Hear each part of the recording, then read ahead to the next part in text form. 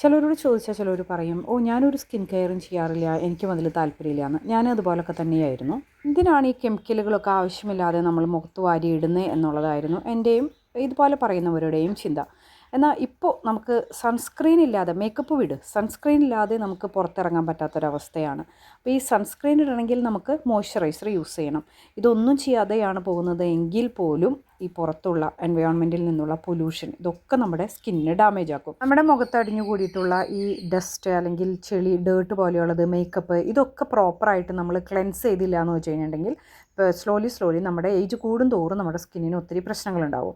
അപ്പോൾ അതിനുവേണ്ടി ഫോങ്ടൻ്റെ നാച്ചുറൽ ഓയിൽസും വെച്ച് മാത്രം ഉണ്ടാക്കിയ ഒരു പ്രൊഡക്റ്റാണ് ഈ ഫേസ് ഓയിൽ. ഇതിൽ essential oil at the same time നമ്മുടെ different types of oils add ചെയ്തിട്ടുണ്ട്. അപ്പോൾ അത് ക്ലെൻസ് ചെയ്യാനും അതുപോലെ തന്നെ മസാജ് ചെയ്യാനും. അപ്പോൾ ഇതിലുള്ള എസെൻഷ്യൽ ഓയിൽ അല്ലെങ്കിൽ ഓയിലിൻ്റെ പല കാര്യങ്ങളും നമുക്ക് സ്കിന്നിനെ ഫേമാക്കി നിർത്താനും ചുളിവുകൾ കുറയ്ക്കാനും അതുപോലെ ബ്ലാക്ക് ഹെഡ്സ്, വൈറ്റ് ഹെഡ്സ്, അതുപോലെ തന്നെ മെലാസ്മ, പിഗ്മെൻറ്റേഷൻ ഇതൊക്കെ കുറയ്ക്കാനായിട്ടും സഹായിക്കും. അറ്റ് ദ സെയിം ടൈം നമ്മുടെ സ്കിന്നിനെ അത് മോയ്സ്ചറൈസ് ചെയ്ത് നിർത്തും. ഇത് ഉപയോഗിക്കേണ്ട രീതി 4-5 ഡ്രോപ്പ് കയ്യിലെടുക്കുക. ഡ്രൈ സ്കിൻ ആണെങ്കിൽ കൂടുതൽ വേണ്ടി വരും.